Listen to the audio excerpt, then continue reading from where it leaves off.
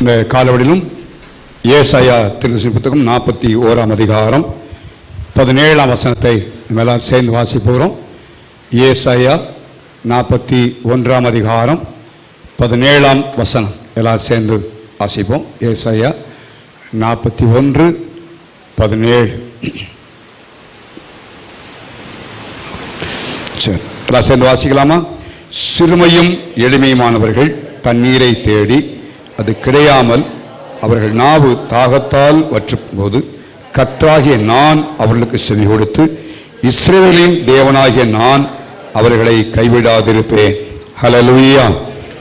கர்த்தராகிய நான் அவர்களுக்கு செவி கொடுத்து, கடந்த நாட்டில் ஏறெடுத்த ஜெபங்களுக்கு எல்லாவற்றுக்கும் தேவன் செவி கொடுத்திருக்கிறார். சீக்கிரத்தில் நாம் அதற்கான பதிலை பெற்றுக்கொள்ளப் போகிறோம். அது மாத்திரமல்ல, இஸ்ரவேலின் தேவனாகிய நான் அவர்களை கைவிடாதிருப்பேன் என்று சொல்கிறார். ஹல்லேலூயா. நம்முடைய ஆண்டவர் கைவிடாத கர்த்தர். ஹல்லேலூயா. எல்லாம் சேர்ந்த பலமா இயேசு என்னை கைவிட மாட்டார், இயேசு என்னை கைவிட மாட்டார். கடும் புயல் வரினும் பெருங்காற்று வீசினும் இயேசு என்னை எல்லாம் சேர்ந்து பலமா அந்த இயேசு என்னை கைவிட மாட்டார், இயேசு என்னை கொட மாட்டார். கடும் புயல் வரினும் பெருங்காற்று வீசினும் இயேசு என்ன செய்ய மாட்டாரு. அந்த நாட்டில் அநேக பல்லவிகள் பாடுறது, இந்த நாட்டில் பல்லவியெல்லாம் இல்லாமல் போயிடுச்சு. அதனால பழைய பல்லவிகள் கருத்தில் பாடு எல்லாம் சேர்ந்து பாடுவோமா? இயேசு என்னை கைவிட மாட்டார், இயேசு என்னை கைவிட மாட்டார். கடும் புயல் வரினும் பெரும் காற்று வீசினும் இயேசு என்னை கைவிட மாட்டார். எல்லாம் சேர்ந்து பாடலாமா? எல்லாம் சேர்ந்து இயேசு என்னை கைவிட மாட்டார், இயேசு என்னை கைவிட மாட்டார். கடும் புயல் வரினும் பெரும் காற்று வீசினும் அவர் என்ன நினைச்ச மாட்டார், கைவிடவே மாட்டார், என்றென்றைக்கு கைவிட மாட்டார், எல்லா சூழ்நிலை கைவிட மாட்டார். ஒரு முறை பாட கவனிங்க, திரும்பிகளோடு சேர்ந்து பாருங்க. இயேசு என்னை கைவிட மாட்டார், இயேசு என்னை கைவிட மாட்டார். கடும் புயல் வரினும் பெரும் காற்று வீசினும் அவர் என்னை கைவிட மாட்டார், இயேசு என்னை கைவிட மாட்டார், இயேசு என்னை கைவிட மாட்டார். கடும் புயல் வரினும் பெரும் காற்று வீசினும் அவர் என்னை கைவிட மாட்டார், இயேசு என்னை கைவிட மாட்டார், இயேசு என்னை கைவிட மாட்டார். கடும் புயல் வரினும் பெரும் காற்று வீசினும் அவர் என்னை கைவிட மாட்டார். எல்லாம் சேர்ந்து பாடுவோமா? ஹல்லேலூயா. எல்லாம் வாயத்தை சில சர்ச்சைக்கு வந்தால் வாயை தரக்கூடாதுன்ற தீர்மானத்தோடு வந்திருக்கிறீங்க. நினைக்கிறேன் பாடும்பொழுது பார்த்து அநேகம் அப்படியே உட்காந்துருக்கிறேன். வெளியே எவ்வளோ பேசணும், மற்றவன்ட்ட எவ்வளோ சத்தம் போடணும், தேவ சமூகத்தில் நல்லா பாடணும். உயிர்த்தெழுந்த நீங்கள் நான் சொல்ல போல நீங்கள் ஒருத்தர் பாடலனாலும் ஆவியான ஒரு அசைவாடுறதுக்கு நீங்கள் தடையாக இருக்கிறீங்க. அதனால் நல்லா வாயத்தந்து பாடு. அவ்வளோ நல்ல பல்லவியில் பாடும்பொழுது தான் விடுதலை பண்ணாங்க. எல்லாம் சேர்ந்து பாடுவோம். அப்போ இயேசு என்னை கைவிட மாட்டார், இயேசு என்னை கைவிட மாட்டார். கடும் புயல் வரினும் பெரும் காற்று வீசினும் அவர் என்னை கைவிட மாட்டார். நீங்க மாத்திரம் பாடுங்க. அப்போ நீங்க மாத்திரம் இயேசு என்னை கைவிட மாட்டார், இயேசு என்னை கைவிட மாட்டார். பெரும் காற்று வீசினும் அவர் என்னை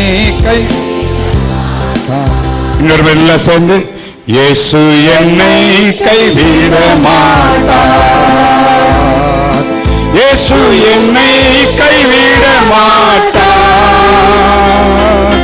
கடும் புயல் வரினும் பெரும் காற்று வீசினும் அவர் என்னை கைவிட மாட்டார். ஹல்லேலூயா, ஹல்லேலூயா. இஸ்ரவேலின் தேவனாகிய நான் அவர்களை கைவிடாதிருப்பேன் என்று கர்த்தர் சொல்கிறார்.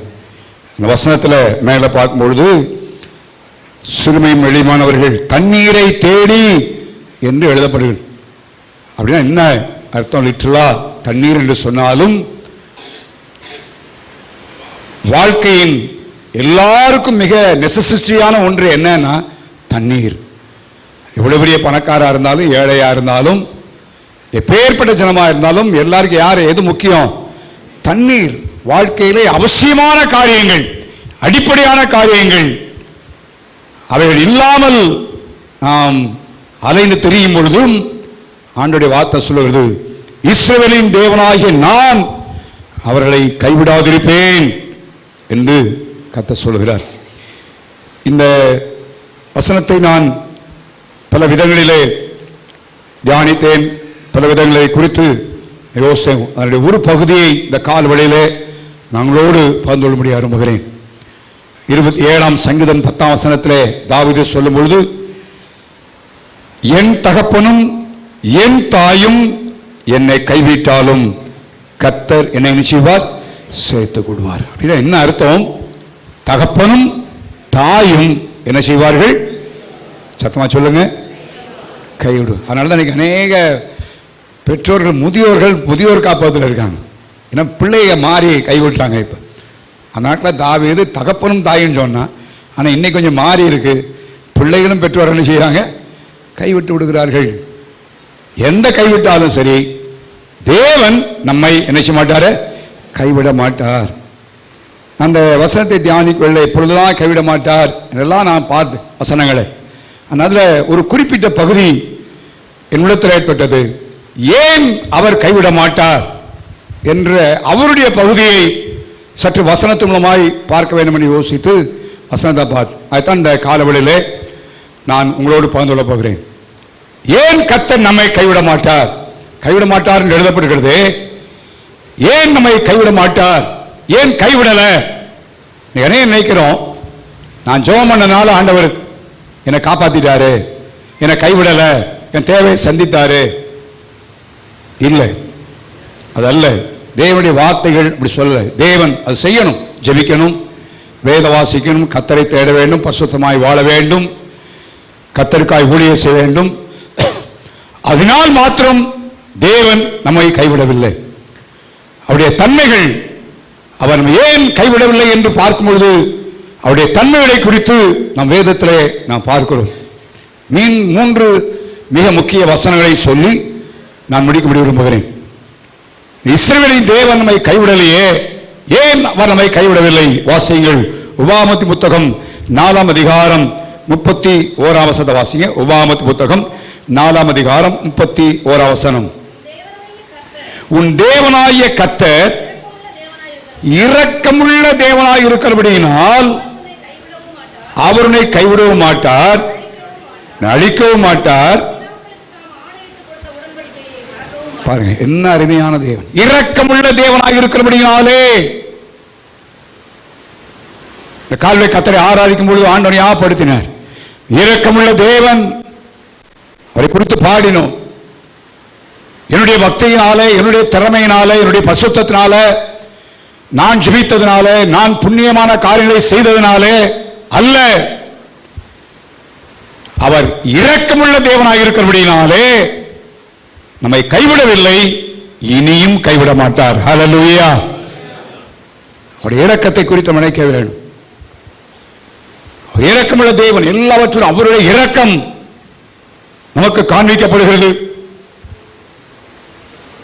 தேவனுடைய இரக்கத்தை குறித்து சற்று நான் அப்படியே சில வசனங்களை பார்த்து, ஆண்டோடைய இரக்கம் இரக்கம் இரக்கம் என்று சொல்லி பல்வேறு காரியங்கள் வேத வசனம் சொல்லப்படுகிறது. ஒவ்வொரு நாளுடைய வாழ்க்கையிலே தேவனுடைய இரக்கத்தை நாம் நினைவுற வேண்டும். நான் இருப்பது தேவனுடைய இரக்கம் என்னை அழிவுக்கு தப்பு வைத்திருக்கிறார், தீமைக்கு தப்பு வைத்திருக்கிறார், ஆபத்துக்கு தப்பு வைத்திருக்கிறார், என்னை கைவிடாதபடி காத்திருக்கிறார் என்னெல்லாம் நம்ம நினைக்க வேண்டும். ஆண்டவருக்கு நன்றியுள்ளதாய் காணப்பட வேண்டும். யாத்ராமத்து புத்தகம் 20ஆம் அதிகாரம் 6ஆம் வசனத்தை வாசியுங்கள்.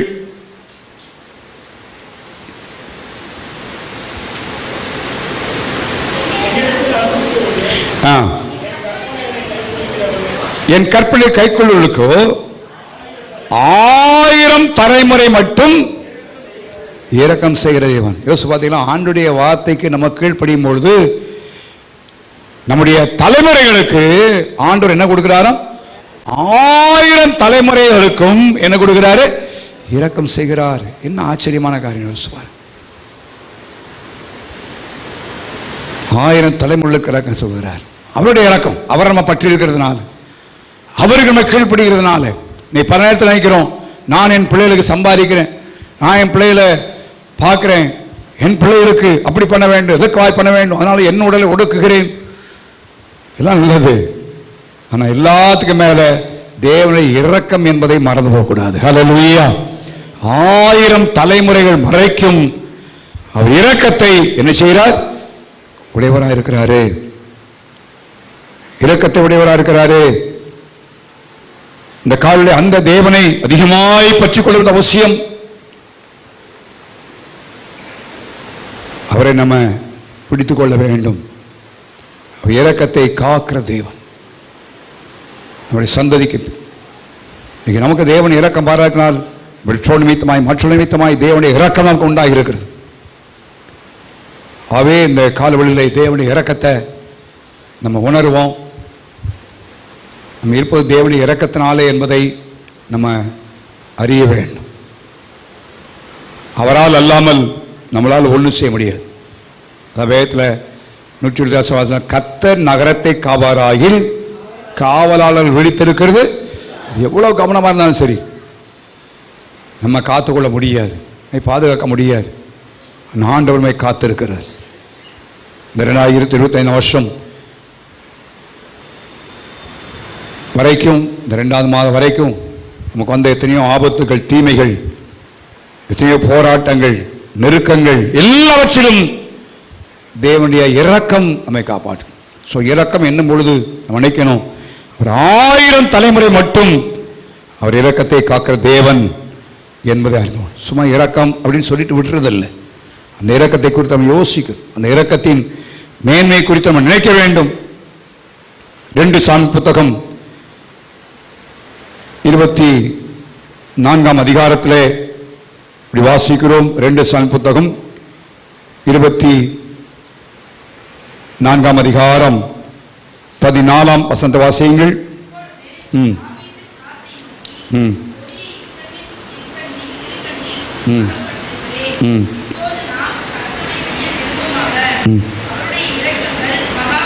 அவருடைய இரக்கங்கள் எப்படிப்பட்டது? அப்பா பெரியதுன்னு கூட சொல்லப்படுகிற, எப்படி சொல்லப்படுகிறதா? மகா பெரியது. ஆண்டவருடைய இரக்கத்தை யோசிக்கும் பொழுது தாவீது இங்கே சூழ்நிலை தெரியும், ஜனங்களை தொகையிடக்கூடாது. ஆனால் சொல்லியும் அவன் கீழ்ப்படியவில்லை. ராஜாவானதனாலே தொகையிட்டான். பெரிய தீமை ஏற்படுவதை பார்க்கிறோம். மகா பெரிய அழிவு ஏற்படுவதை பார்க்கிறோம். கொலை நோயை தேவன் அனுப்பினார். அப்பொழுதுதான் தாவீது சொல்றான், ஜனங்கள் பாவம் செய்யலை, ஆடு என்ன செய்ய, நான் தான் செய்தேன் என்று சொல்லிட்டு இப்பொழுது கர்த்தருடைய கரத்தை விழுகிறேன். அவனுடைய இரக்கங்கள் எப்படிப்பட்டதா இருக்கிறது? மகா பெரியது. ஆண்டவர் இரக்கத்தை யோசிக்கிறான். ஆண்டவர் இரக்கத்தை யோசிக்கிறான். இந்த காலவெளியிலே அந்த இரக்கமுள்ள தேவனுடைய இரக்கம், அந்த இரக்கம் மிக பெரியது, மகா பெரியது என்பதை நம்ம உணர வேண்டும். சாதாரண இரக்கம் அல்ல. சில நேரங்களில் சில வார்த்தைகளை நாம் அடிக்கடி சொல்லுவதனால அவருடைய மதிப்பு தெரியாமல் போயிடும், அவருடைய வேல்யூ, அவருடைய காரியத்தறியலை நீங்கள் நல்லா அறிந்து கொள்ளும். இரக்கம் என்பது சாதாரண இரக்கம் அல்ல, மகா பெரிய இரக்கம் என்பதாக எழுதப்படுகிறது. 119ஆம் சங்கீதத்திலும் வாசிக்கிறோம். 136ஆம் சங்கீதம் 56ஆம் வசனத்தை வாசிங்க.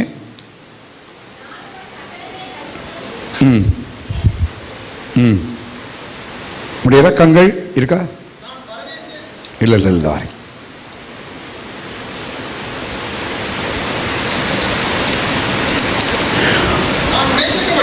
ம் 156.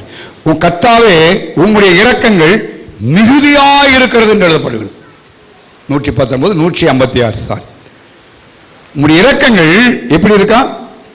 மிகுதியாயிருக்கிறது என்று எழுதப்படுகிறது. கணக்கே இல்லை. ஏதோ கொஞ்சம் இறக்கம் பாருட்டு அப்படி இல்லை.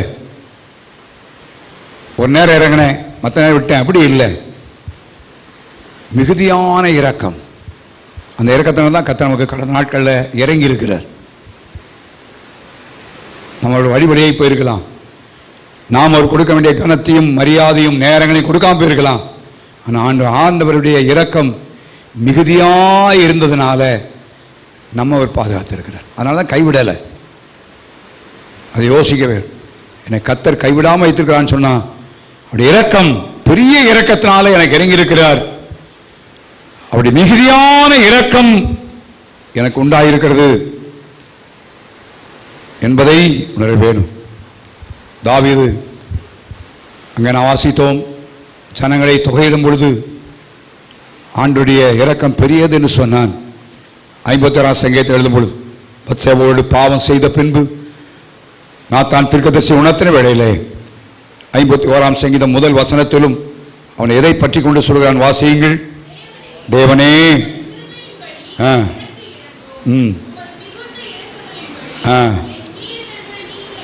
பார்த்தீங்களா என்ன சொல்ற? ஆண்டவரே, இப்படி மிகுந்த இரக்கத்தின்படி, அப்பா இப்படி மிகுந்த இரக்கத்தின்படி என் மீறல் நீங்க என்ன சுத்திகரி ஆண்டவரே என்று அந்த தேவனுடைய மிகுந்த இரக்கத்திற்காக தேவ சமூகத்திலே அவன் ஜெபித்ததை நான் பார்க்கிறோம். மிகுந்த இரக்கம் ஆண்டவரே, இரக்கம் பாராட்டிருக்கிறீங்க. என் வாழ்க்கையில் எத்தனையோ சூழ்நிலையிலே எத்தனையோ காரியங்களுக்கு நீ இரக்கம் மாட்டீங்க ஆண்டவரே. இப்பொழுதும் நான் நமக்கு விரோதமாய் பாவம் செய்திருந்தப்பா ஆண்டவரே, உங்களுடைய மிகுந்த இரக்கத்தை எனக்கு தாங்க ஆண்டவரே என்று சொல்கிறோம். நெகேமியாவும் சொல்லும் பொழுது தம்முடைய ஜனங்களை கைவிடாதபடி நடத்தின ஒரு சூழ்நிலை 9ஆம் அதிகாரம் 27ஆம் வசனத்தில் வாசிக்கிறோம். வாசியுங்கள்.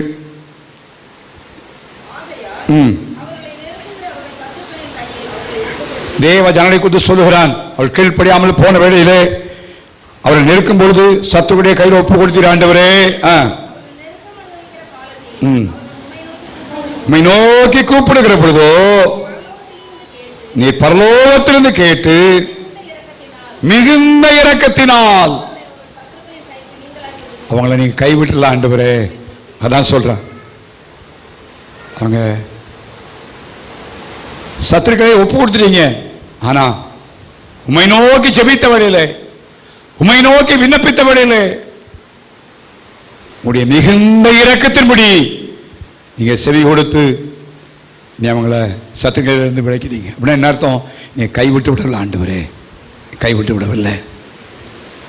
இந்த காலவழியில் நம்முடைய ஜீவியத்தில் அந்த தேவனுடைய மிகுந்த இரக்கத்தை நம்ம உணர்வோம். பெரிய இரக்கம், மிகுந்த இரக்கம். புலம்பலின் புத்தகம் 3ஆம் அதிகாரம் 22ஆம் வசனத்திலே வாசிக்கிறோம். வாசியுங்கள்.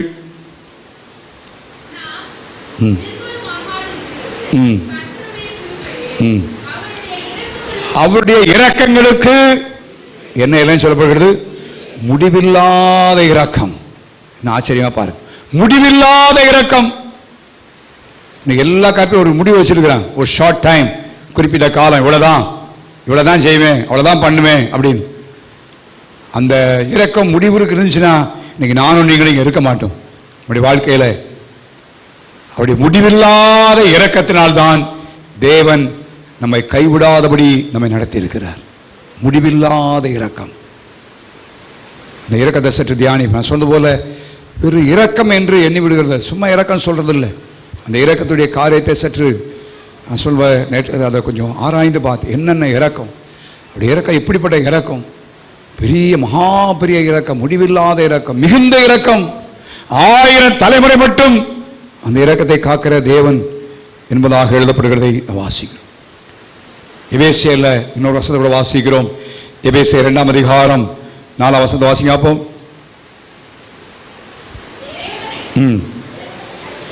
இரக்கத்தில் ஐஸ்வர்யம் உள்ளவர். ஒவ்வொருத்தரும் ஒவ்வொரு காரியத்தில் ஐஸ்வர்யம். யோசிப்பார், நம்முடைய ஆண்டவர் எதில் ஐஸ்வர்யம் உள்ளவர் சொல்லப்படுகிறது? இரக்கத்தில் ஐஸ்வர்யம் உள்ளவராக இருக்கிறாராம். கொடுத்து கொண்டே இருக்கிறார், கொடுத்து கொண்டே இருக்கிறார். அதுக்கு ஒரு நான் ஸ்டாப், நிறுத்துறதில்லை. ஐஸ்வர்யம் உள்ளவர். யோசிப்பார். இன்னும் ஆச்சரியமா அவருடைய இரக்கத்தை குறித்து எழுதப்படுகிறது. இப்பேற்பட்ட இரக்கத்தினால்தான் கர்த்தர் நம்மை கைவிடாதபடி இருக்கிறார். ஹல்லேலூயா, ஹல்லேலூயா. ஏதோ 2 நாள் ஜெபம் பண்ணதுனால ஆண்டவரை கைவிடல அப்படின்னு நினைக்க கூடாது. சார் சில கொஞ்சம் அதனால ப்ளஸ் பாயிண்ட் இல்லை. நம்முடைய பாவங்களுக்கு தக்கதாக செய்திருப்பாரானால் நம்ம இருக்கவே மாட்டோம். ஆனால் ஆண்டவருடைய இரக்கம் நமக்கு காண்பிக்கப்பட்டிருக்கு. ஸோ அந்த இரக்கத்தை நம்ம உதாசீனப்படுத்தி விடக்கூடாது. தேவனுடைய இரக்கத்தை நாம் மட்டுப்படுத்தி விடக்கூடாது. அதை தவறாய் நாம் புரிந்து கொள்ளக்கூடாது.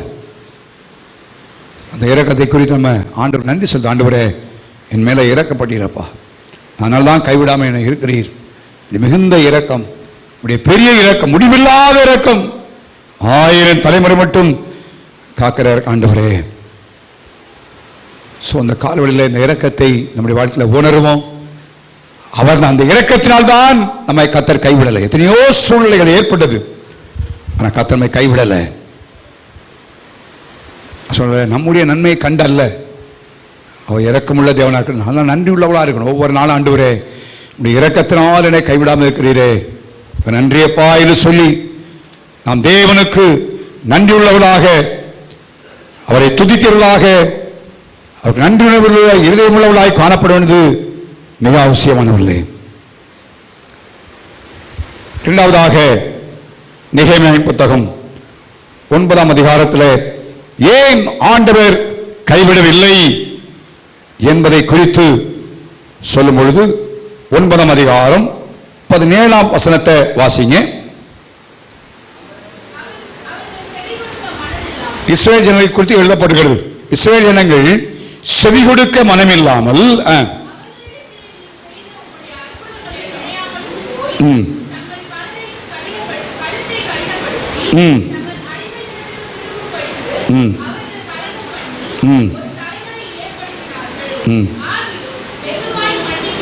இதுல வசனத்தை பாருங்க, எத்தனை காரியத்தை அவர் சொல்றான்னு பாருங்க. இப்ப ஏற்பட்ட சுவாவங்கள், இந்த தன்மைகள் தான் நாம் எத்தனையோ முறை நம்மை கைவிடாதபடி காத்திருக்கு. எப்படிப்பட்டதா?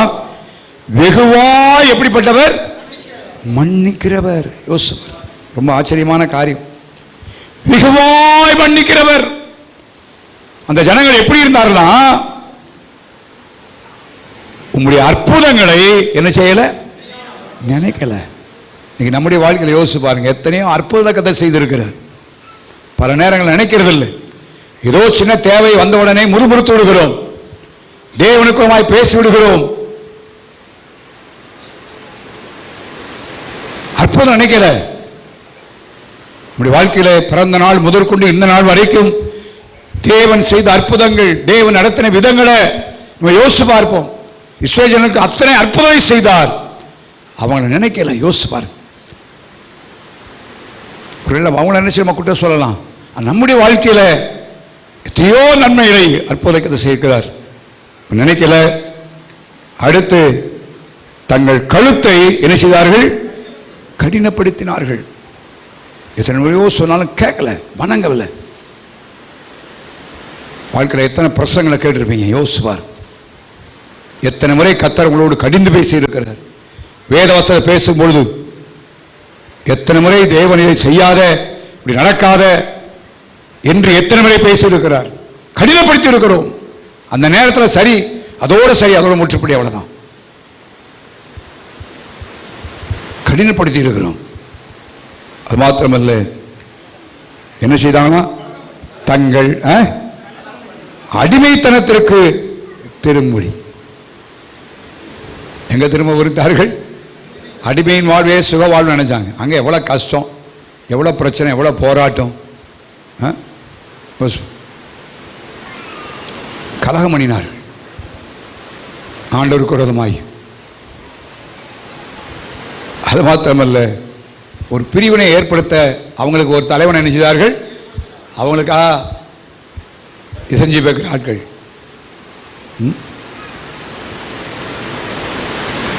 அவங்க வாழ்க்கையின் நிலைமையை போய் மற்றவங்க சொன்னால் ரொம்ப பரிதாபமாக கேட்டால் என்ன செய்ய தெரியுமா, நம்ம செய்ய தெரியுமோ, அவங்க நம்மளை சாதமாக மாற்றிடும்.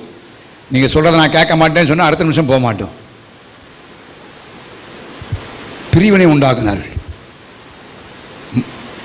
தலைமைத்துவத்துக்கு விரோதமாய் கிரியை செய்தார்கள். தேவன் ஏற்படுத்த தலைமைத்துவத்துக்கு விரோதமாய் எழும்பி செயல்பட்டார்கள், விரோதமாய் பேசினார்கள், புல்லாம் செய்தாங்க. ஆனாலும் ஆண்டவர் என்ன பண்ணாரா? வெகுவா என்ன செய்தார்? மன்னித்தார். அதனால தான் கைவிடலை. இந்த தன்மைகள்லாம் நம்முடைய வாழ்க்கையில் காணப்படதான் யோசிச்சு பாருங்க. எத்தனை முறை கடினப்படுத்தியிருப்போம், தலைமைத்துவத்துக்கு விரோதமாக எத்தனை முறை பேசி இருப்போம், குறை சொல்லி இருப்போம், குற்றச்சாட்டி இருப்போம், பிரிவினை உண்டாக்கும்படியாய் பேசின பேச்சுக்கள் எத்தனை. இதெல்லாம் ஆண்டவர் நினைத்திருந்தார், ஆனால் ஒரே நிமிஷத்தில் அழிஞ்சு போயிடும், கைவிட்டிருப்பார். ஆனால் ஆண்டவர் வெகுவாய் மன்னிக்கிறவர். அவருடைய மன்னிப்பின் தன்மை. என்னாமது புத்தகம் 14ஆம் அதிகாரம் 17ஆம் வசனத்தை வாசிங்க.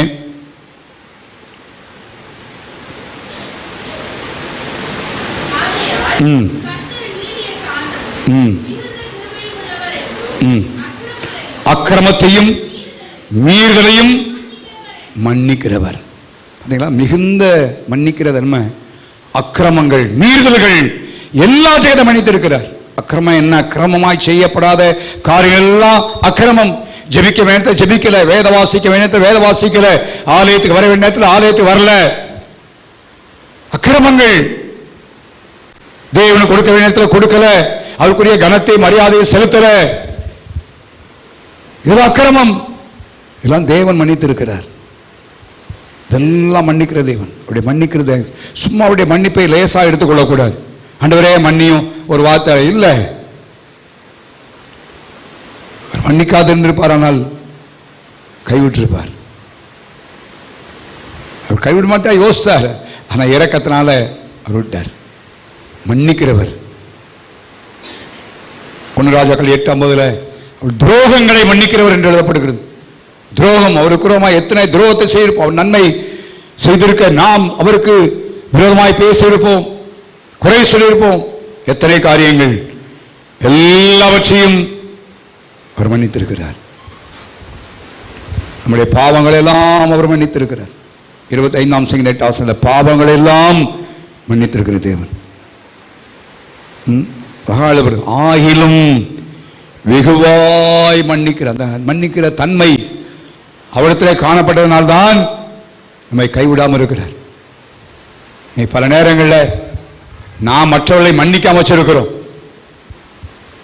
ஆண்டவர் நமக்கு செய்த மன்னிப்பை நாம் நினைச்சு பார்த்தோமானா மற்றவர்களை மன்னிக்காம இருக்க மாட்டோம்.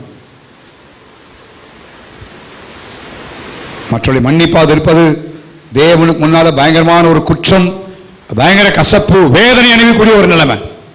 வேதத்தில் தெரியும் நமக்கு. அதிகமான பணம் வாங்கின ஒருவன் மன்னிக்கப்பட்டான். ஆனால் அவனிடத்தில் கொஞ்சம் பணம் வாங்கினவனை என்ன செய்யல? மன்னிக்கல. போட்டு வாதிக்கவுடைய கருத்தை ஒப்பு கொடுத்தான். இவ்வளோ பெரிய மன்னிப்பை பெற்று அவன் கொஞ்சம் கடன் வாங்கினவனுக்கு மன்னிக்கல. ஏன் ஆண்டவர் சொல்லியிருக்கிறார்? நான் மன்னிக்கிறதுக்கு தயபெருத்தவனாக இருக்கிறேன். இப்போ அவருடைய வழியிலே வந்திருக்கிற நம்ம மன்னிக்கணும். அப்படி கசப்பையும் வைராக்கியத்தை வைத்துக் கொண்டிருப்போமானால் அது நம்முடைய வாழ்க்கைக்கு கேடு உண்டாக்குற ஒன்று என்பதை அறிந்து கொள்ள வேண்டும். ஆண்டவர் நம்மை மன்னித்திருக்கிறார். எவ்வளோ காரியத்தை மன்னித்து கொஞ்சம் நினைச்சு பாருங்க, கொஞ்சம் சிந்தித்து பாருங்க. எத்தனை அக்கிரமம். நான் சொன்ன கிரமமாய் செய்ய வேண்டிய நேரத்தில் செய்ய வேண்டிய காரணங்களை செய்யவில்லை. தேவனுடைய காரியங்கள்ல உலக காரியத்தை சரியா இருக்கும். சாப்பிட்ற நேரத்தை கரெக்டாக சாப்பிட்ருவோம், வேலையை பார்த்தா வேலையை போயிடுவோம். ஆனால் ஜெபம் பண்ணுறத பைபிள் வாசிக்கலாம், நம்ம ஆண்டவர் தானே பரவாயில்ல பிற பார்த்துக்கலான்னு விட்டுரும். இல்லை, நம்ம நினைக்கலாம் ஒருவேளை எல்லாத்தையும் அங்கே அக்கௌண்ட் பண்ணி வச்சிருக்காரு, எல்லாத்தையும் எத்தனை காரியங்கள் என்ன என்பதை. அதனால ஆண்டவர் மத்திய 7ஆம் அதிகாரத்தில் ஊழியர் செய்தாலும், பிசாசில் துரத்தினாலும், வியாதியை சுகமாக்கினாலும், அற்புதங்களை செய்தாலும், அது செஞ்சாலும் அக்கிரம செய்யக்காரரே என்னை விட்டு என்ன செய்யுங்க. அக்கிரமாய் செய்யவில்லை. அக்கிரமம் என்பது தேவனுடைய சமூகத்திலே மிகப்பெரிய தீமை. அவே அதெல்லாம் மன்னித்து இருக்கிறார் ஆண்டவர். சொந்த இறக்கம் பாரா இருக்கிறார். அதான் சொல்றாரு, இப்பா உனக்கு இறங்கினது போல நீ நினைச்சு கூடாது, இறங்க வேண்டாமா என்று கேட்டதை பார்க்கிறோம். எல்லாம் நினைக்கணும் ஆண்டவருடைய இறக்கம். அதனால தான் என்ன கைவிடலை, அப்ப நானும் மற்றவங்களுக்கு மன்னிக்கணும் என்கிற எண்ணம் உருவாக வேண்டும். அது மாத்திரமல்ல, அடுத்தவர் சொல்றாரு இரக்கம். நம்ம ஏற்கனவே பார்த்துட்டோம். ஆண்டோடைய இரக்கத்தினால் அவங்களை என்ன செய்யல, கைவிடவில்லை. அது மாத்திரமல்ல, மன உருக்கம். புதிய ஏற்பாட்டில் இயேசுடைய மனதுருக்கத்தை அதிகமான பார்க்க முடியும். குஷ்டரோகி வந்த வேளையிலே ஆண்டவர் மனதுருகி என்று எழுதப்படுகிறது. திரளான ஜனங்களை பார்த்த வேளையிலே மேய்ப்பில்லாத ஆடுகளை போல இருக்கிறார் என்று ஆண்டவர் மனமுருக்கமுள்ளவராய் காணப்பட்டார். சில நேரங்களில் கடினமாய் நடந்தார் உண்மை. வேதவாரர் பரிசேயர் அவரிடத்தில் ஆண்டவர் பார்த்தீங்கன்னா ரொம்ப கடினமாக நடந்து கொண்டார். ஆனால் அதே நேரத்தில் அடுத்த பகுதியில் எப்படி இருந்தார், மன உருக்கமாக இருந்தார். மன உருக்கம். நம்ம மேல மனம் உருக்கமாக இருந்தனால தான் தேவன் நம்மை கைவிடவில்லை. இதெல்லாம் நினைச்சு ஆண்டவர் நன்றி செலுத்தும். நம்மளை நம்ம சைடு மாத்திரம் பார்க்கக்கூடாது. நான் சொல்லுவேன், நான் ஜெபிச்சேன், நான் பைபிள் வாசித்தேன், நான் கொடுத்தேன், நான் ஊழியம் செஞ்சேன், நான் ஆண்டவருக்கு அப்படி பண்ண அதனால தான் என்னை கைவிடல். நோ, இல்லை, அதெல்லாம் செய்யணும். ஆனால் தேவன் இந்த சுபாவத்தினால்தான் நம்மை கைவிடவில்லை. ஆகவே தேவனுக்கு நாம் நன்றியுள்ளவராக இருக்க வேண்டும். நன்றியுணர்வோடு நாம் வாழ வேண்டும். அவருக்காய் வாழ வேண்டும். அது மாத்திரம் இல்லை, சொல்லாரு நீடிய சாந்தமும். எப்படி நான் சொல்ல, நீடிய சாந்தம். எவ்வளவுதான் பண்ணாலும் சரி பரவாயில்ல. தமிழில் நீடிய சாந்தம் என்று எழுதப்படுகிறது. தமிழில் ஆங்கிலத்தில் அழகா சொல்லப்படுகிறது லாங் சஃபரிங். அப்படின்னு என்ன அர்த்தம்? நம்ம அநேக நேரம் அவரை அநேக பாடுபடுத்தினாலும் அவர் என்ன செய்யாரு, ஒண்ணுமே செய்யலை, தாங்கி கொண்டார் உமக்காக. அது மாத்திரமல்ல, மகா கிருபையும் உள்ளவருமான தேவனாகிய நீர் அவர்களை என்ன செய்தீர், ஆண்டுடைய சுபாவத்தின் நிமித்தமாய், ஆண்டுடைய தன்மை நிமித்தமாய்த்தான் நம்மை கர்த்தர் கைவிடவில்லை. ஆவே அந்த இஸ்ரவேலின் தேவனாகிய நான் கைவிடாதிருப்பேன்னு சொன்னாரியா, அந்த ஆண்டவரை நன்றியுள்ளவளாய் நாம் இருக்கணும். நம்முடைய வாழ்க்கையில் நன்றியாய் அவருக்கு ஜீவிக்க வேண்டும். அதுதான் கர்த்தர் விரும்புகிறார். மார்ச் மாதத்தில் நன்றி உள்ள எழுத்தினால் நிரப்பப்படும். அவர் என்ன செஞ்சார், எதாவது சொல்றது போல ரெண்டு ஜெபம் கேட்கலை, சில காரியம் நடக்கலை என்பதற்காக நம்ம முறைப்படுத்த விடக்கூடாது. ஆண்டவரை பின்பற்றவன். மூன்றாவதாக ஒரு காரியம் சொல்லி முடிக்க விரும்புகிறேன். என்னுடைய 1 சாமுவேல் புத்தகம் 12ஆம் அதிகாரத்தை அழைத்திருப்புங்கள். 1 சாமுவேல் புத்தகம் 12ஆம் அதிகாரம் 22ஆம் வசனம் நினைக்கிறேன்.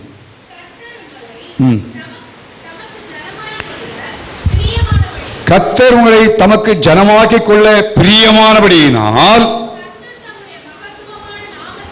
கர்த்தர் தம்முடைய மகத்துவமான நாமத்தின் நிமித்தம் தமது ஜனத்தை கைவிட மாட்டார். எதனால கைவிட மாட்டாரா?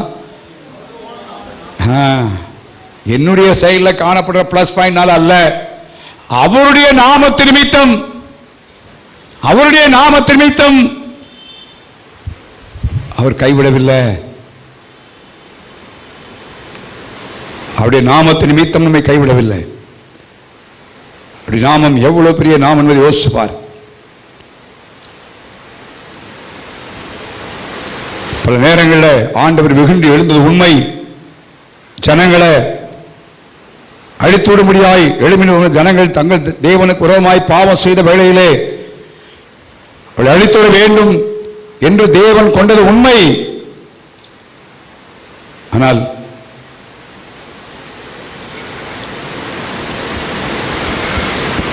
ஆண்டவருடைய காரியத்தை கேட்டு வாசிங்க பார்ப்போம். என்னாமம் 14ஆம் அதிகாரத்தில் இஸ்ரவேல் ஜனங்கள் தேவனுக்கு விரோதமாய் கீழ்ப்படியாதபடியிலே இந்த கலகத்தை ஏற்படுத்தி ஒரு கூட்டம் திரும்ப வேண்டும் என்று சொன்ன வேளையிலே மோசே அவர்களுக்காக சொன்ன காரியத்தை நாம் பார்க்கிறோம். அந்த வசனத்தில் அவன் சொல்றான். 13ஆம் வசனத்தை வாசிங்க பார்ப்போம்.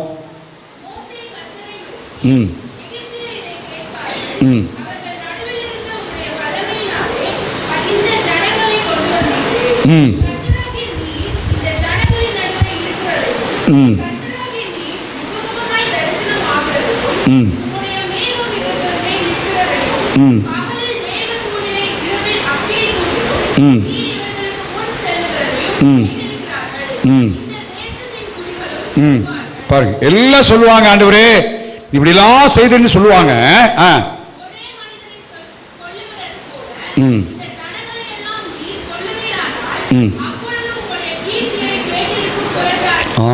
கீர்த்தியனா உங்களுடைய நாமத்துடைய மகிமையை கேட்டிருக்கிற பிரஜாதியார்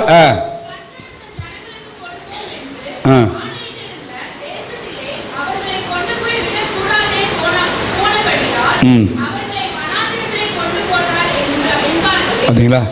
அம்மா அப்பா நம்ம நாமத்துக்குரிய கீர்த்தி என்ன ஆகுறது ஆண்டவரே? எல்லாம் அப்படி பண்ணிடுவாங்களே. அதனால தயவு செய்து மன்னிங்க ஆண்டவரே, மன்னிங்க ஆண்டவரே. வேதம் சொல்கிறது, ஆண்டவர் தம்முடைய வார்த்தையின்படியே உன் வார்த்தையின்படியே நான் என்ன செய்தேன்? மன்னித்தேன். ஜனங்கள் பாவம் செய்தார்கள், உண்மைதான். ஆனால் நீங்கள் இவ்வளோ பெரிய காரியத்தை செய்து உன் நாமத்துக்கு இவ்வளோ பெரிய கீர்த்தி உண்டாகிருக்கும் பொழுது நீ கொண்டு போய் சேர்க்கலைன்னா உங்களால் முடியாத போயிடுச்சு அப்படின்னு சொல்லிடுவாங்களே. ஆண்டவரே கைவிடலாம். ஆண்டவர் தம்முடைய நாமத்தின் நிமித்தம், அவருடைய நாமத்தின் நிமித்தம், அவருடைய நாமத்தை நாம் பற்றிருக்கிற நிமித்தம் நம்ம கைவிடவில்லை. பிலிப்பியர் நிருபம் 2ஆம் அதிகாரம் 21ஆம் வசனத்திலே அந்த நாமத்தை குறித்து வாசிக்கிறோம். வாசிங்கள். பிலிப்பியர் நிருபம் 2ஆம் அதிகாரம் 21ஆம் வசனம்.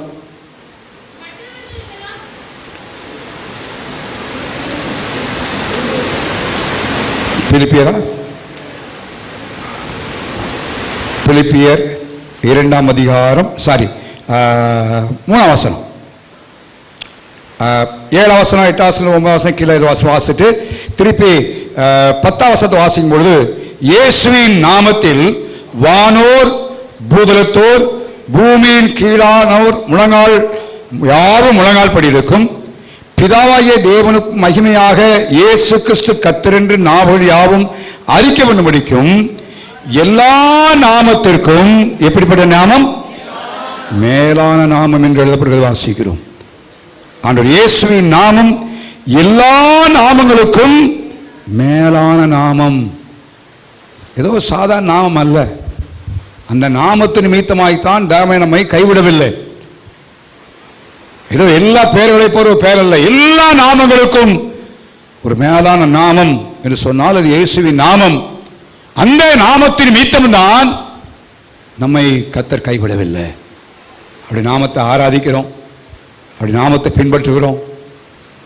அதனால்தான் யோசுவாவில் வாசனா மகத்தான நாமம் சொல்கிறான். உமது மகத்தான நாமம் ஆண்டவரே என்று அவன் சொல்லைப்பார். ஆண்டவருடைய நாமம் மகத்தான ஒரு நாமம். அந்த நாமத்தின் நிமித்தமாய்த்தான் இருக்கொள்ள அதை மோசே சொல்லி ஜெபித்ததுனால தான் ஆண்டவர் சரிப்பா நான் விட்டுறேன், நான் எடுத்த முடிவை நான் விட்டுட்டு தன்னில் பாதுகாக்கிறேன்னு சொல்லி ஆண்டவர் அவர் விட்டதை பார்க்கிறோம். லூக்கா 1ஆம் அதிகாரம் 49 வாசிங்க.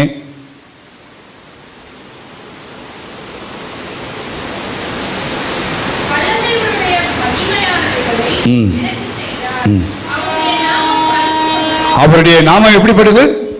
பரிசுத்தமான ஒரு நாமம், களங்கமில்லாத நாமம். அந்த நாமத்தின் நிமித்தமாய்த்தான் நம்மை கர்த்தர் கைவிடவில்லை.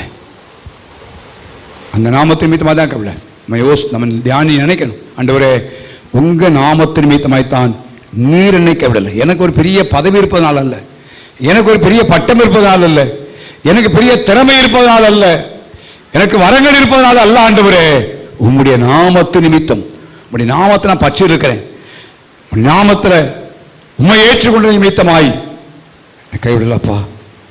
8ஆம் சங்கீதத்தில் தாவீது சொல்லும் பொழுது ரொம்ப அழகாய் சொல்கிறான். முதல் வசனத்தை வாசிங்க.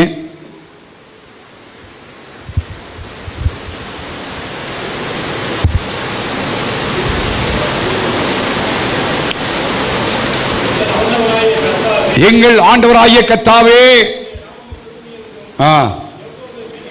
பாத்தீங்களா சொல்றான், பூமி எங்கும் எவ்வளவு மேன்மையா இருக்குது ஆண்டவரே. முடிக்கும் பொழுது அதான் சொல்றான், முடிக்கும் பொழுது அதே வசனத்தை சொல்லி முடிக்கிறான்.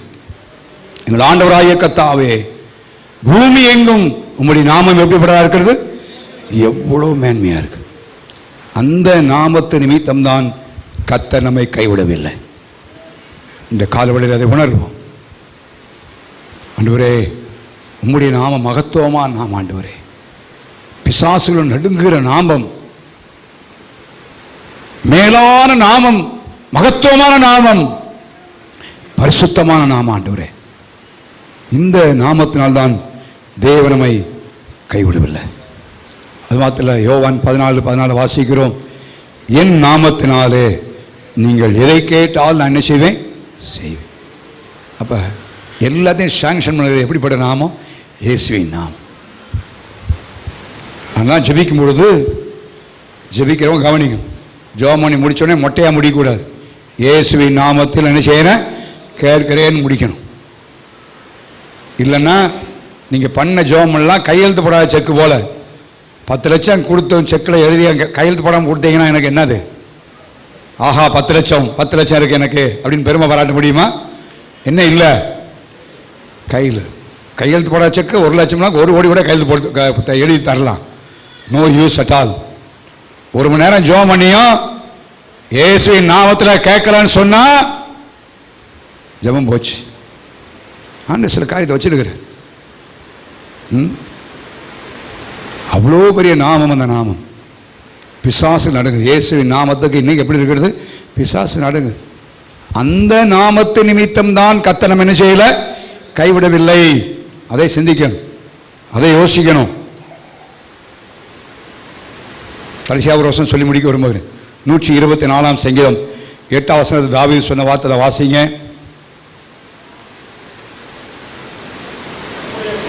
நம்முடைய சகாயம் வானத்தையும் பூமியும் உண்டாக்கின கர்த்தருடைய நாமத்தில் உள்ளது. நமக்கு வர வேண்டிய எல்லா சகாயமும் யார்கிட்ட இருக்கா? அவருடைய நாமத்தில். அந்த நாமம் அவ்வளோ பெரிய நாமம். என்ன சகாயமானாலும் சரி, எந்த தேவையானாலும் சரி, எல்லாவற்றையும் கொடுக்கக்கூடிய நாமம். அந்த நாமத்தின் நிமித்தமாய்த்தான் கர்த்தர் நம்மை கைவிடவில்லை. இது அறிந்து கொள்ளுவேன். ஆவே இது அறிந்து நன்றியுள்ளதாக இருக்க வேணும். நான் எப்படி வாழ்ந்துடலாம் அப்படி இல்லை. ஆண்டு வச்சுட்டோமா அடுத்த வாரம் சொல்கிறேன். இந்த இஸ்ரவேலின் தேவன் தம்முடைய நாமத்து நிமித்தம் நம்மை நடத்துகிறாரு. நீ அடுத்த பகுதியை நான் சொல்ல வரும். அதனால் அவர் மன்னிக்கிறவர், தயவுறுத்தவர், இரக்கமுள்ளவர். அதனால் நான் எப்படியும் படுத்து தூங்கினாலும், சர்ச்சைக்கு வராட்டாலும், பைபிள் வாசிக்காமல் இருந்தாலும், சண்டை போட்டாலும், சினிமா பார்த்தாலும் என்னை கைவிட மாட்டார் அப்படின்னு நினைக்கக்கூடாது. அது மகா பெரிய தவறு, முட்டாள்தனம். அதை அப்படி சொல்லிட்டோம்னா அநேகர் அதை பாசிட்டிவாக நினைச்சது. பாசிட்டிவ் தான் சொல்லிட்டார்ல, ஆண்டவர் கைவிட மாட்டார்ல, அதனால் என்ன எதுக்கு ஜெபிக்கணும்? கவனமாக இருக்கணும். நாட்கள் நம்ம பெருமை பாராட்டக்கூடாது என்பதற்காக ஆண்டவர் சொல்கிறார். அவருடைய நாமத்து நிமித்தம் அவருடைய ஜனமாக்கிட்டாரு. அதனால் அவருடைய நாமத்து நிமித்தம், அவருடைய கிருபை நிமித்தம், அவருடைய இரக்கத்து நிமித்தம் ஆண்டவர் நம்ம கைவிடாமல் இருக்கிறார். அதை நினச்சி பாருங்க. அதனால இஷ்டம் போல வாழ்வதற்கு நமக்கு லைசன்ஸ் கொடுத்தார் என்பது அல்ல. தேவனுடைய வார்த்தையை நான் பின்னால் பகிர்ந்து கொள்கிறேன். நான் ஏன் சொல்றேன்னா, இன்னைக்கு நம்முடைய காரியம் அல்ல, அவர் தான் என்னை கைவிடலைன்னு சொல்லி நம்மை குறித்து எந்த விதத்திலும் பெருமை அடையாதபடி, நம்மை குறித்து மேன்மை பாராட்டாதபடி தேவனை குறித்தே மேன்மை பாராட்ட வேண்டும். ஹல்லேலூயா. அப்படி இருந்தோம்னா இதுவரை கைவிடாமல் நடத்தின ஆண்டவர் இனியும் என்ன செய்ய மாட்டாரு?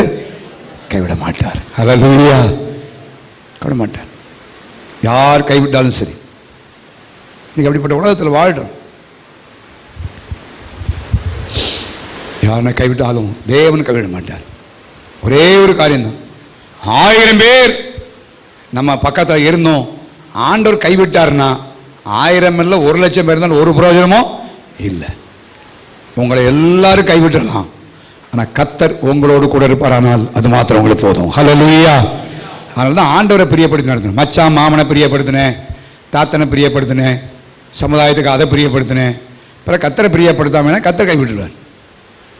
யார் பிரியப்படுத்த? கர்த்தரை பிரியப்படுத்த வேண்டும் எல்லாவற்றிலும். அப்போ அவர் தான் நம்மை கைவிடாதபடி நடத்துகிறவர். அவே இந்த நாட்களில் ஒருவர் கைவிடுகிற உலகத்தில் வாழ்ந்துட்டு இருக்கிறோம். நீ பேப்பர் நடக்கிற செய்தியெல்லாம் ஆச்சரியமாக இருக்குது, அற்புதமாக கேட்பதற்கு ரொம்ப அதே நேரில் வெளிப்படுகிற சில அதை காட்டில் இருக்கு. காரணம், கடைசி நாட்டில் வந்திருக்கிறோம். தேவன் இப்பேற்பட்ட சுவாபத்தை உடையவர் என்பதை அறிந்து கொள்ள வேண்டும். அந்த தன்மை உள்ளவர், இப்படிப்பட்ட தன்மை உடையவராக இருக்கிறதுனால தான் என்னை கைவிடவில்லை என்பதை உணர்ந்து நாம் அவருக்கு நன்றி உள்ளவர்களாக என்ன செய்ய வேண்டும்? இருக்க வேண்டும். ஹல்லேலூயா. அந்த வார்த்தை அழகாக சொல்லப்படுகிறது. இஸ்ரவேலின் தேவனாகிய நான் அவர்களை என்ன செய்ய மாட்டேன். ஹல்லேலூயா. நான் சொன்ன இந்த இஸ்ரவேலின் தேவனை குறித்து யோசித்து தியானித்து என்ன ஆச்சரியமான இஸ்ரவேலின் தேவன். அந்த வார்த்தை மிக அழுத்தமான ஒரு வார்த்தை. ஸோ அந்த நாட்டில் அந்த இஸ்ரவேலின் தேவனை பற்றி கொள்வோம். அவருடைய நாமத்தை நாம் உணர்வோம், அவருடைய இரக்கத்தை உணர்வோம், அவருடைய கிருபை உணர்வோம்.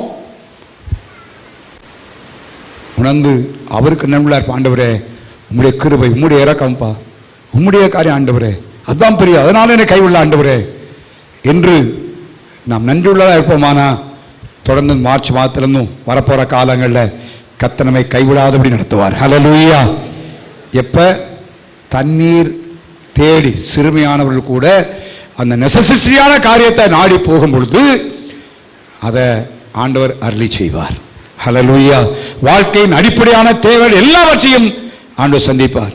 காரணம் எதையுமா, நாம் சந்திக்க போகிற காலங்கள் மனிதனுடைய அடிப்படை தேவைகளும் சந்திக்கப்படக்கூடாத ஒரு காலத்துக்குள்ளே நாம் போய்கொண்டிருக்கிறோம். ஆனால் இஸ்ரவேலின் தேவனாகிய கர்த்தர் நம்ம என்ன செய்ய மாட்டார்? கைவிடவே மாட்டார். ஹல்லேலூயா. அவர் உறுதியாய் பற்றிக் கொள்வோம்.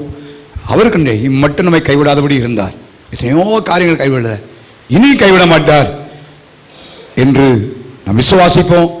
எல்லாத்துக்கும் மேலே என்னால் உண்டானது அல்ல ஆண்டவரே, உம்முடைய இரக்கம், உம்முடைய நாமம் ஆண்டவரே, உம்முடைய என்மேல் வைத்த நீ பாராட்டின கிருபப்பா என்று சொல்லி என்னை மன்னித்து என் மேலே மனதுருக்கமாய் இருந்தீரப்பா, என் மேலே சாந்தமாக இருந்தீங்க, அதனால தான் என்னை கைவிடவில்லைன்னு சொல்லி அவரை ஃபோக்கஸ் பண்ணி அவருக்கு நல்லாய் செய்விப்போம். கர்த்தர் செய்வார். நம்ம எல்லாரும் ஜெபம் பண்ணலாமா? ஹல்லேலூயா. Thank you lord. ஸ்தோத்திரம் ஆண்டவரே, நமக்கு ஸ்தோத்திரம். ஹல்லேலூயா. கர்த்தராகிய நான் அவர்களுக்கு செவி கொடுத்து, நான் ஆச்சரியமான வாசி, நான் அவர்களுக்கு செவி கொடுத்து இஸ்ரவேலின் தேவனாகிய நான் அவர்களை கைவிடாதிருப்பேன்.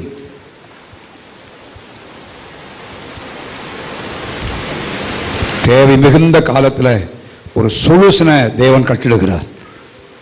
அதான் அந்த வசனத்துடைய பாரு, ஒரு சொல்யூஷன், பரிகாரத்தை தேடிக்கிட்டு இருக்கிறோம். பல காரியங்களுக்கு விடையே தேடிக்கிட்டு இருக்கிறோம். நமக்கு எல்லா பரிகாரம் ஆண்டவரே இயேசு தான். ஹல்லேலூயா. ஆண்டவருடைய அன்பு பெரியது, இரக்கம் பெரியது, கிருபை பெரியது, தயவு பெரியது. அதெல்லாம் ஆண்டவர் நம்மை கைவிடவில்லை. இரக்கமுள்ள தேவனாக இருக்கிறதுனால அந்த இரக்கத்துக்கு முடிவில்லை. ஆனால் நம்முடைய வாழ்க்கையில் முடிவுண்டாக்கிடக்கூடாது. சாதாரணம் என்னக்கூடாது. எத்தனையோ காலத்தில் இரக்கம் பாராட்டிருக்கிறார். தொடர்ந்து நான் வாழ்ந்தபடியே வாழ்வேன், நான் பேசுபடியே பேசுவேன், இறந்தபடியே இருப்பேன் இல்லை. ஆண்டவர் சொல்ல வார்த்தை கீழ்ப்படியணும், தேவனுக்கு பிரியமாய் ஜீவிக்கணும், தேவனுடைய வழியில் வாழணும். அது முக்கியம். மன்னித்திருக்கிறார், எவ்வளோ காலம் மன்னிச்சிருக்கிறார். இன்னைக்கு நான் மற்றவங்களை மன்னிச்சிருக்கிறோமான்னு யோசிச்சுப்பார். தயவோட இரக்கம், நீடிய சாந்தம், அதனால கைவிடலை. அவருடைய நாமத்து நிமித்தம், அந்த பரிசுத்தமான நாமத்தின் நிமித்தம், மேலான நாமத்தின் நிமித்தம், அற்புதம் செய்யக்கூடிய நாமத்தின் நிமித்தம், நேற்று மீண்டும் மாறாத அந்த நாமத்தின் நிமித்தம் அவர் நம்ம கைவிடலை. ஆகவே இதில் நாம் பெருமை பாராட்டுறதுக்கு ஒன்றும் கிடையாது. ஆண்டவரே எல்லாம் மாலாப்பா, நான் இருக்கிறேன். எத்தனையோ சூழ்நிலை என்னை கரம் பிடித்து நடத்துனீங்கப்பா, என்னை கைவிடாதபடி நீங்கள் நடத்துனீங்களே, அது நீங்கள் தான் ஆண்டவரே. என்னுடைய பக்தியோ, என்னுடைய ஜெபமோ, என்னுடைய முயற்சியோ, என்னுடைய திறமையல்ல ஆண்டவரே, நீங்கள் தான்ப்பா என்று அவருக்கு நன்றியுள்ளாய் காணந்த கால்களை ஒப்பு கொடுப்போம். அந்த ஒரு எண்ணத்தை வந்துட்டோன்னு சொன்னால் இதுவரை கைவிடாத நேவன் இன்னுமே கைவிடுவார். ஒருவேளை என்னுடைய ஜெபம் நான் பண்ண அப்படின்னு நினச்சி வைப்போமானா இந்த காலில் தேவ சம்பந்த அறிக்கை செய்வோம். ஆண்டவர் தவறு ஆண்டவரே, இன்னைக்கு நான் உணர்றேன், நீர் உம்முடைய இரக்கத்தின்படி, உமது நாமத்தின்படி ஆண்டவரே, உம்முடைய மன்னிக்கிற தயவு ஆண்டவரே, அந்த கிருபை, அதனால தான்ப்பா எங்களை கைவிடலை. இன்னும் அதை நான் தொடர்ந்து பற்றி கொண்டு உங்க நன்றியாய் ஜீவிக்க எங்களுக்கு உதவி செய்யும். பாட்டு சொல்லி எல்லாருமா ஜெபம் பண்ணுவோமா? ஓ ஹல்லேலூயா. எல்லாரும் ஜெபம் வாயத்தன ஜெபம் ஆண்டவரே சொல்லி ஜெபம். ஆண்டவரே அதனால தான் என்னை கைவிடலப்பா, இன்னும் என்னை கைவிட மாட்டீங்க ஆண்டவரே. ஓ ரபலா கதரமா ஷபரபலா கதரமா. ஓ ஹல்லேலூயா ஹல்லேலூயா ஹல்லேலூயா ஹல்லேலூயா.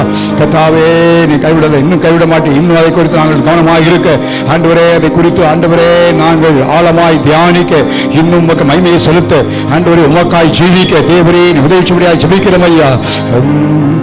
அநாதி ஸ்நேகத்தால் என்னை நேசித்தீரையா, காருண்யத்தினால் என்னை எடுத்துக் கொண்டீரே.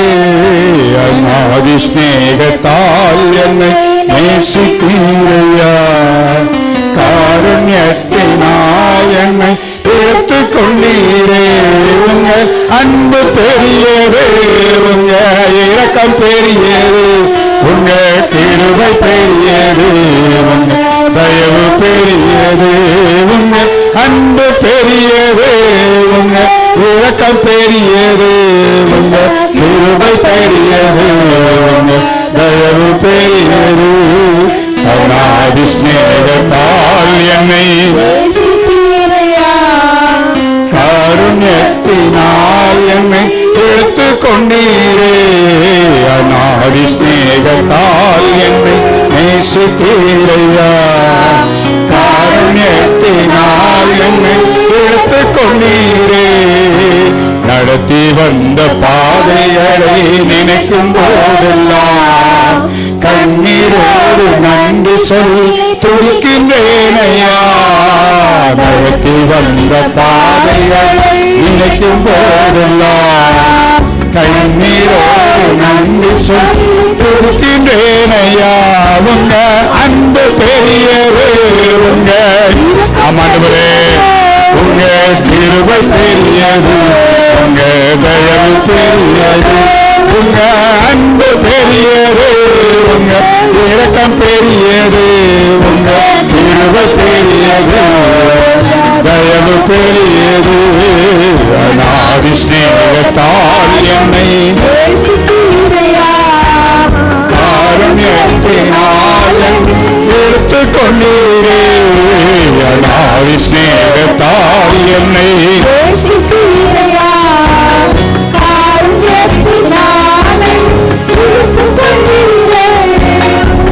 தேவனுடைய பிள்ளையே, இதுவரை நடத்தின எல்லா வழிகளையும் நம்ம யோசிச்சு பார்ப்போம்.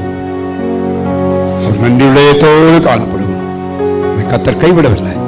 எத்தனையோ நிலைமையில கைவிட்டுருவாரோ அப்படின்னு நிலைமைலாம் ஏற்படுறது உண்மை. ஆனா கர்த்தர் கைவிடலை. ஜோம நாம இருந்தோம், பைபிள் வாசிக்காம இருந்தோம், கைவிடலன்னு உடனே அப்ப ஆண்டவர் என் மேல அன்பாத்தானே இருக்கிறான்னு நினைச்சிருக்கிறோம். இல்ல, தவறு. வைத்த இரக்கத்தினால அப்படி நாமத்து நிமித்தம் வெகுவாய் மன்னிக்கிறவரும் கிருபையுள்ளவருமா இருந்தார். அதனாலதான் நம்மளை கைவிடல.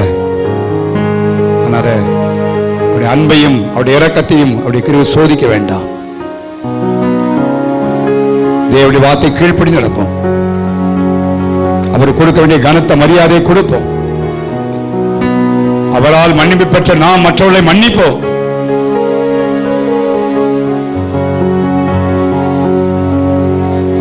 தேவனுக்கு நம்முடைய உள்ளத்தில் நன்றி உள்ளவர்களாய் காணப்படுவோம்.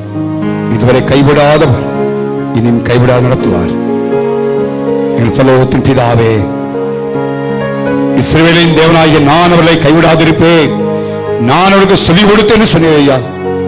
வாழ்க்கையின் அடிப்படை தேவைகள் கூட சந்திக்கப்படாத ஒரு காலத்துக்குள்ளே நான் போய் கொண்டிருக்கிறோம்.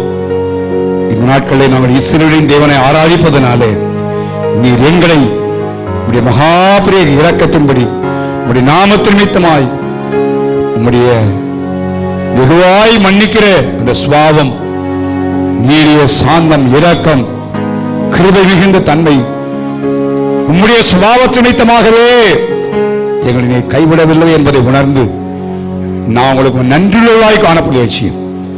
எங்களுடைய வாழ்க்கையை நாங்கள் செப்பனிட்டுக் கொள்ள உதவி செய்யுங்க ஆண்டவரே. கர்த்தாவே மகிழ்ச்சி எங்கள் மீது நீ பாராட்டியிருக்கிற மிகப்பெரிய அன்புக்காய் ஸ்தோத்திரம் அப்பா. தொடர்ந்து நாங்கள் நன்றியுள்ளாய் காணப்படுவதை செய்யும். இந்த வாரம் பிள்ளைகள் செய்யப்படுற வேலைகள், பிரயாணங்கள், படிப்புகள், தொழில் எல்லாவற்றிலையும் கத்தர் இருப்பீராக. விசேஷமாய் பரிசுத்த பிள்ளைகளுக்கு ஜெபித்துக் கொண்டிருக்கிறோம். திரும்ப போடுகிறோம் அப்பா. ஜெபிச்சு 2வது ஆசிரியம் ஆலை ஜெபத்தையும் தேவரே பொறுப்படும். குடும்பத்துக்குறமாய், சபைக்குறமாய், விசுவாசமாய் போராடுகிற எல்லா சத்துன் வல்லமைகள், அந்தகாரத்தின் கிரிகள், அசுத்தான் வல்லமை எல்லாவற்றையும் இயேசுவின் நாமத்தால் சிறைப்படுத்துகிற ஆண்டவரே, நாமத்தை மகிமைக்காக கொண்டு வச்சோம். நமக்கே நாங்கள் சகல கனத்தையும் துதியையும் இயேசு கிறிஸ்துவின் நாமத்தில் இருக்கிறோம் நல்ல பிதாவே. நான் இரத்தத்தில் மறைந்துள்ளேன், இயேசு இரத்தத்தில் மறைந்துள்ளேன், இயேசு இரத்தத்தில் மறைந்துள்ளேன். தீங்கும் என்னை அணுகாது, தீங்கும் என்னை அணுகாது. தீங்கில்லை, தீங்கில்லை, தீங்கில்லை, தீங்கில்லை, தீங்கில்லை, தீங்கில்லை, தீங்கில்லை, தீங்கில்லை, தீங்கில்லை. சாத்தான் தீமை செய்ய முடியாது, தீங்கும் என்னை அணுகாது. நம்முடைய கர்த்தராகிய இயேசு கிறிஸ்துவின் கிருபையும் பிதாவாகிய தேவனுடைய அன்பும் பரிசுத்தமுடைய பாதுகாப்பும் பராமரிப்பும் நம் யாவரோடும் கூட இருப்பதாக. ஆமென். Praise the lord. கர்த்தருடைய